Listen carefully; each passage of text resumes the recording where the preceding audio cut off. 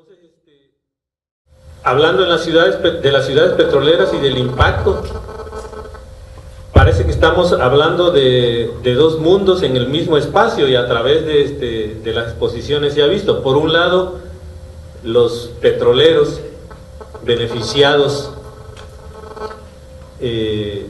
por la industria, y los no beneficiados, aunque en las ciudades petroleras están beneficiados indirectamente, ¿no? O sea, la gente que presta los servicios a la población petrolera, desde los mismos taxistas, ¿no? Y restauranteros y demás, que atacan al trabajador petrolero y se refieren a él de una manera despectiva, y que en parte ya ha sido aquí explicado, ¿no? Son cosas que se vinieron desde la expropiación. Y aunque es lógico que mi mirada esté desde Minatitlán, Veracruz, de la sección 10 del sindicato, también tiene elementos nacionales, porque hay similitudes en las ciudades petroleras, que escuchando a la compañera que expuso sobre Poza Rica, y también sobre Coatzacoalcos y los demás, yo percibo aquí, ¿no? Entonces, el trabajador petrolero, cuando aparece, es para denostarlo, para llamarlo flojo, pasivo, apático, sin conciencia social, ¿no? Pero eso está en un marco de que el tener sueldos superiores a la media del país y determinados derechos laborales se ha convertido en los últimos años como algo reprobable, ¿no? Y no deja de sorprenderme, yo no tuve tiempo de dar una respuesta. ¿Cómo se llama? El 11 de abril, es decir, hace unos días, en primera plana de la jornada, el encabezado decía: financia Pemex a 1,280 comisionados. Como que fuera una cosa reprobable, ¿no? Y leo la nota y efectivamente señala eso. Sí, esos son los comisionados que tiene el sindicato. Y yo, que lo he sido, puedo decir, a lo mejor hasta faltan más. ¿Por qué? Porque el sindicato tiene la exclusividad en la contratación y en la gestión de las situaciones laborales. Y estando el sindicato presente, hay hostigamiento sexual y hay violación de los escalafones. Y un dato que conozco aquí como responsable de capacitación en el trienio anterior, no solo en mi sección, sino parece que en todas las del sistema, capacitación no entra a recursos humanos. Yo veía las dificultades, y hasta uno como representante sindical se cuestiona acerca de su capacidad, ¿no? de gestión, y luego en las reuniones nacionales, así como este intento que tenemos aquí, ve uno el panorama. ¿Por qué no entra capacitación a recursos humanos? Porque allí los jefes, con miles de disculpas por la importancia de la gestión que se realiza ahí, ellos dicen que no hay tiempo para la capacitación, pero lo único a que nos lleva esto es a que entonces los jefes pueden determinar discrecionalmente qué trabajador está capacitado o no para ascender en el escalafón, ¿no? Entonces, sin embargo, la mayoría de la población no ve esto, ¿no? En lugar de que hubiera un horizonte nacional de sueldos dignos y pensiones altas, al igual que otras prestaciones, hoy hay una suerte de estigmación social y de señalamiento persecutorio en contra de los contingentes de trabajadores, como es el caso del trabajador petrolero, por tener una serie de conquistas, ¿no? Y entonces, pero el trabajador petrolero no siempre fue así. Hay una historia de organización y de luchas que Martín se refirió a ellas, ¿no? Y yo lo diría apretadamente, que la lucha contra las compañías extranjeras empezó desde el inicio del siglo XX con la instalación de ellas, ¿no? A lo largo de los diferentes lugares, en el norte, en Minatitlán, con el inicio de la instalación en 1906 y el arranque de la refinería experimental en 1908, la primera organización se funda en 1913. ¿no? En 1934 hay una unidad regional que es el antecedente de la fundación en 1935 del sindicato petrolero. Y ustedes aquí como especialistas deben saber que la lucha del sindicato petrolero por la firma de un contrato colectivo fue el detonante que culminó en 1938 con la expropiación petrolera. No, o sea, porque ahí la alianza con el gobierno, el gobierno de Cárdenas vio la oportunidad de efectivamente echar a las compañías extranjeras en un marco mundial de la proximidad de la Segunda Guerra, ¿no? Y entonces hizo posible esto. Y además, sí, a mí me interesa destacar la hazaña del trabajador petrolero en la expropiación, porque sin los técnicos extranjeros que se suponía que eran los que controlaban el proceso, sin refacciones, con el boicot en contra de los productos petroleros, sin tetraetilo de plomo, el trabajador semianalfabeta en esos momentos, a diferencia de la composición hoy de la clase trabajadora petrolera, sacó adelante a la organización, a la industria petrolera, a Petróleos Mexicanos. Pero ¿qué pasó desde allí? ¿Cuál era la lógica una vez que se decretó la expropiación, si la lucha fue por la firma de un contrato colectivo de trabajo? La lógica era que en lo inmediato se firmara con el sindicato el contrato colectivo de trabajo, o bien que se aplicara el auto de 1937 en contra de las compañías petroleras. Pues ninguna de esas cosas se hizo. Más bien al contrario, en julio de 1940 hay un juicio de orden económico en contra del sindicato por parte de Pemex y la distribuidora por acuerdo de Cárdenas, que tiene un fallo el 28 de noviembre de 1940 desfavorable al sindicato, ¿no?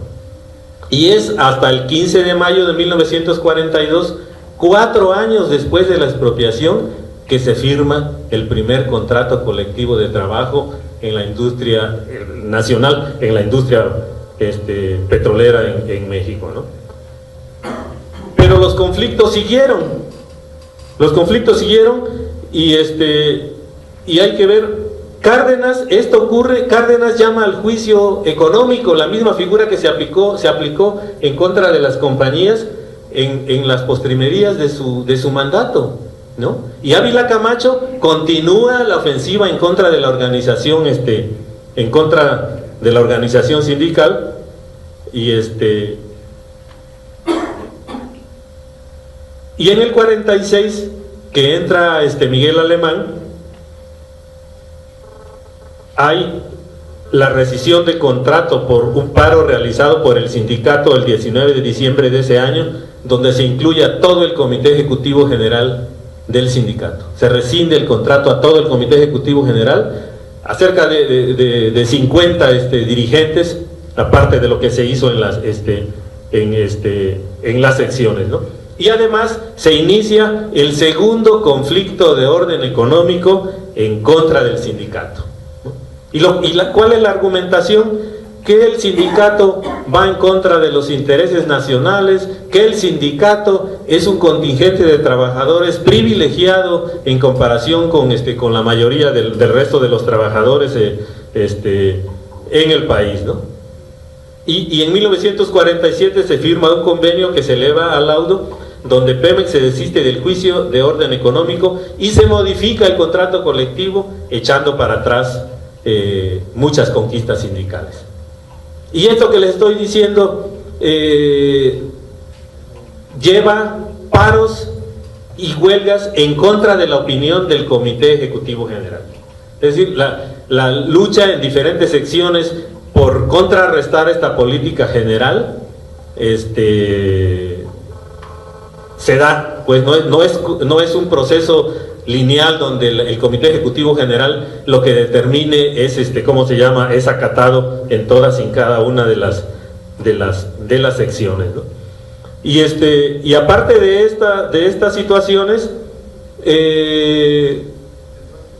en cuanto a las formas democráticas de la organización sindical, en 1959 se da la derrota del movimiento chimalista, ¿no?, que inicia en la capital de la República.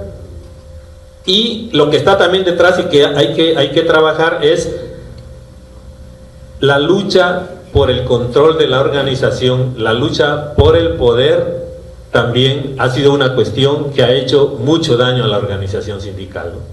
Porque aparte de la embestida por parte del gobierno y de sus representantes en contra de la organización sindical y en contra de sus conquistas laborales, la lucha por el poder al interior del sindicato ha llevado también a situaciones muy negativas que llegan hasta situaciones jocosas, ¿no? Está el poder que se desprende, que entonces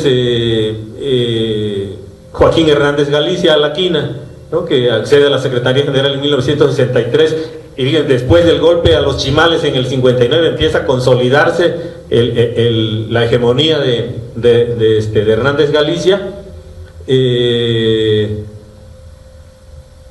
Hernández Galicia, que tiene el control del sindicato a partir de esa fecha, decide, avalado por una convención, quitar de las placas de honor el nombre de Samuel Terrazas de Sosaya, que es secretario general 68, 69, 70, porque tenía avisos de oponerse a esta hegemonía de Hernández Galicia. Entonces, ya ahí no rifa la historia de bronce, que es así poner a los héroes en un altar, sino ni la historia de hule, que un poco que es acomodar los hechos a nuestro capricho, sino aquí yo diría la historia aprobada por la asamblea, ¿no? Porque cómo vas a borrar a una gente que fue secretario general, ¿no? Pero así lo determina la asamblea, aunque posteriormente se le pagó con la misma moneda, ¿no?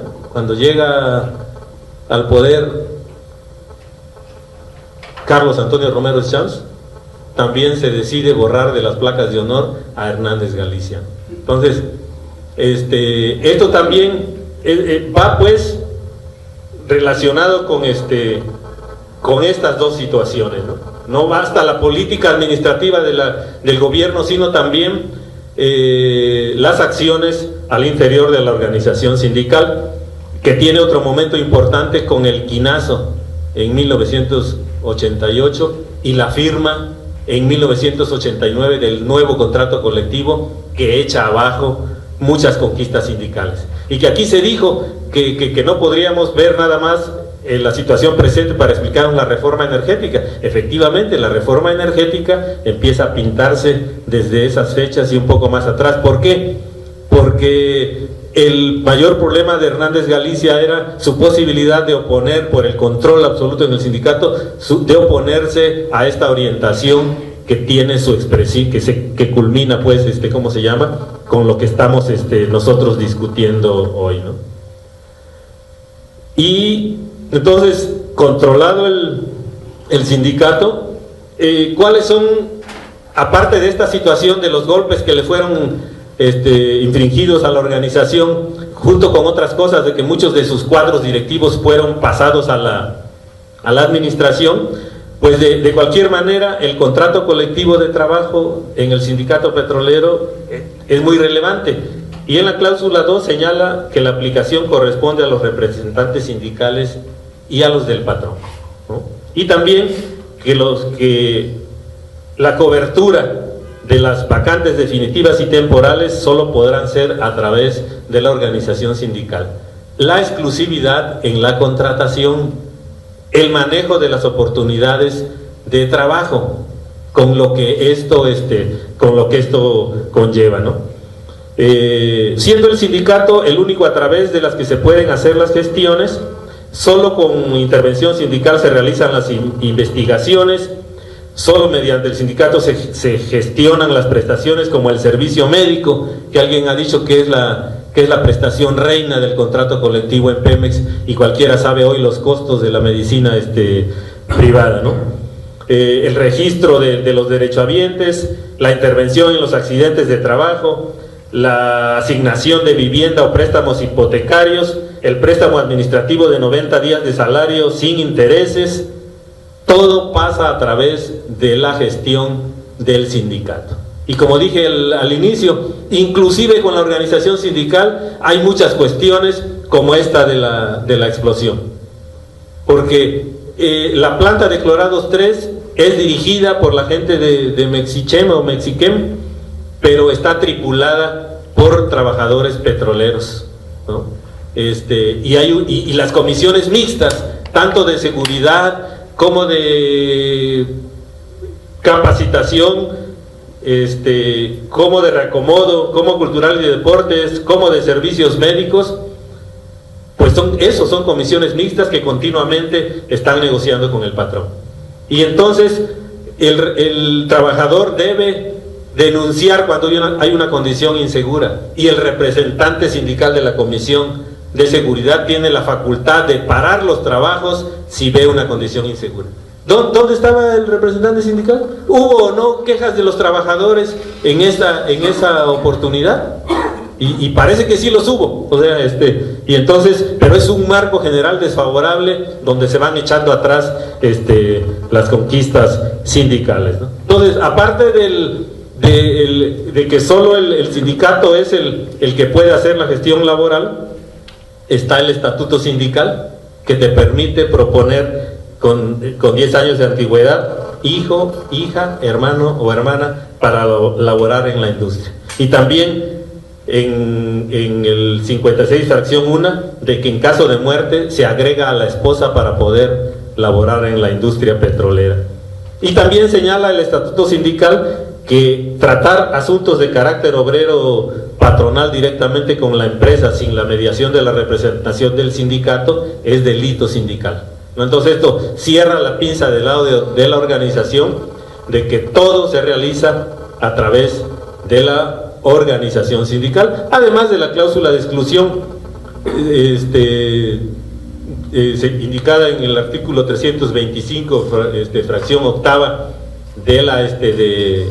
como sanción en el estatuto sindical, que se relaciona con la cláusula 32 del contrato colectivo de trabajo, que indica que el patrón retirará de sus labores al trabajador que le indique la organización sindical, sin que tenga derecho a cuestionar o a investigar acerca de las razones de esta indicación por parte del sindicato. Entonces, esta es la base material legal de la dominación, que tiene dos aspectos: las prestaciones, pero también la posibilidad de que inclusive pierdas el trabajo, ¿no?, por determinación de la organización sindical. Y esto nos lleva a la creación de una cultura, petrolera, ¿no?, donde entran los conceptos de la familia petrolera, el órgano el órgano oficial del sindicato se llamaba Nosotros los Petroleros, y creo que ahora la administración también retomó ese nombre, ¿no? Que van concatenándose todos estos aspectos que no son privilegios, sino son derechos conquistados, y que además, si vemos el lugar económico que ocupa Pemex para las finanzas nacionales, yo diría que si estamos con que se le dé a cada quien de acuerdo a lo que produce, los salarios en Pemex están muy por debajo de la producción que tiene el trabajador petrolero como grupo, ¿no? O sea, como grupo. No, porque entonces dirían nada más los que están en la extracción, a nosotros nos corresponde más. No, cada quien tiene su papel. Entonces, todas estas prestaciones que se traducen en la construcción de unidades habitacionales que son percibidas por el resto de la población como un sector privilegiado, creo yo que son cuestiones mínimas a las que tenemos derecho todos los trabajadores, ¿no? Y además otras cosas que tienen que ver con la lucha sindical. En mi centro de trabajo, en el complejo petroquímico Cozolecaque, las plantas estuvieron paradas por poco más de 10 años, pero gracias a la organización sindical se mantuvo el empleo para todos los trabajadores, y gracias a la organización sindical, peleándolo en el Consejo de Administración a través de su dirigencia, logró el que se acordara en el Consejo la rehabilitación de las plantas de amoníaco que están en este proceso. Entonces, esta cuestión de la estigmatización en contra del trabajador petrolero se refleja inclusive en estas cosas como la que menciono enseguida, que también se festinó en toda la prensa nacional el que los representantes sindicales ya no iban a estar en el Consejo de Administración, ¿no? O sea, como que fuera negativo cuando esa voz permitió situaciones como la que estoy indicando, y hoy que pues no tienen representación los trabajadores. Aquí están los resultados de la política que estamos viendo, absolutamente equivocada, y lo digo desde la perspectiva de la historia de la organización sindical y de la historia del mismo Petróleos Mexicanos, que suena violento en un ambiente desfavorable en contra de cualquiera que se opone a esta directriz de la reforma energética. Y no es una mirada romántica al pasado, sino es simplemente el tener presente estas situaciones de la historia para poder contrastar con lo que está ocurriendo actualmente, ¿no? Y esto tiene relación con Poza Rica. Aquí qué bueno que podemos hacer esta cuestión de que el trabajador petrolero efectivamente ha pensado que nunca le iba a llegar esta situación, ¿no? Y que desafortunadamente ya está llegando. Y entonces,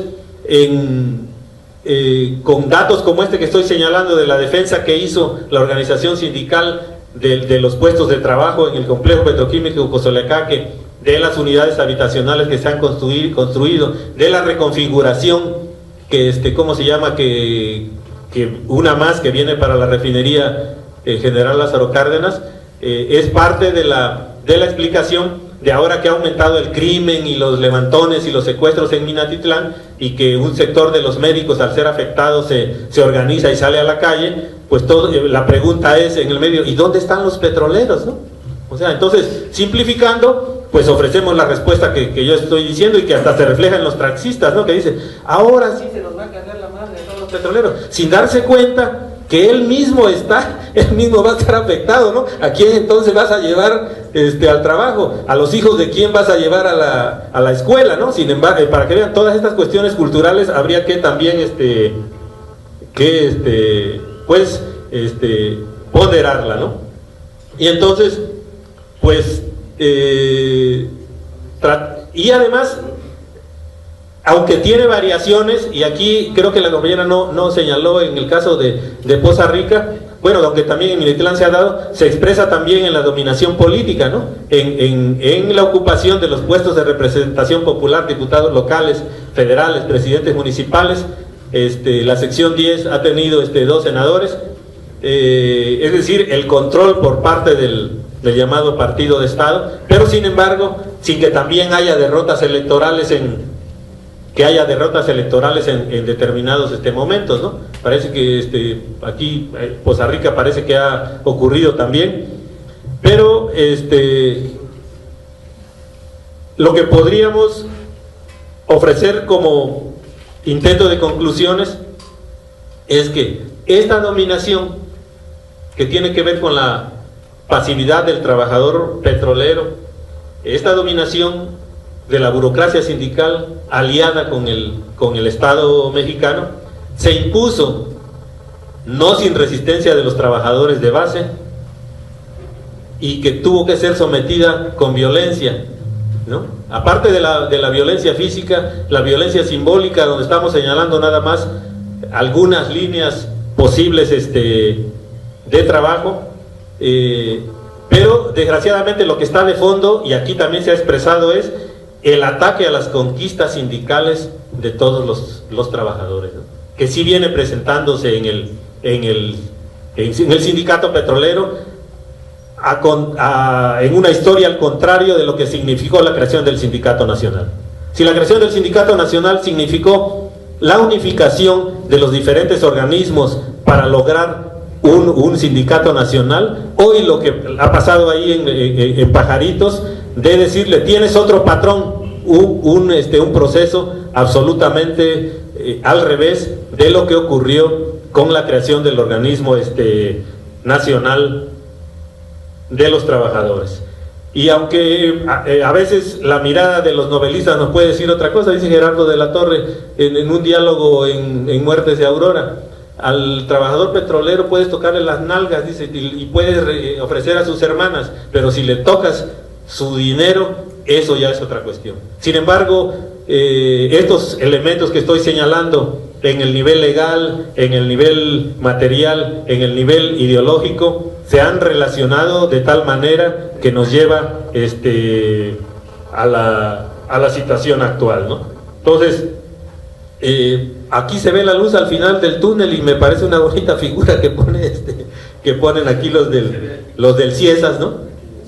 Y ojalá que pudiéramos tener la claridad para realizar propuestas en esta dirección. Algunas han señalado por parte de Poza Rica. Minatitlán siempre ha estado ligado a circuitos económicos internacionales. Primero las maderas, ¿no? Luego las plantaciones, luego el ferrocarril y luego el petróleo. Pero un poco a diferencia de unas opiniones que he escuchado aquí, de que qué va a hacer después del petróleo, o sea, Minatitlán fue antes del petróleo y tiene que seguirlo siendo porque tiene una gran riqueza en el terreno de la agricultura, en el terreno de las riquezas naturales y en el terreno natural, en el terreno cultural expresado en la fuerza del trabajo comunitario en favor de la tradición y el fandango jarocho. Gracias.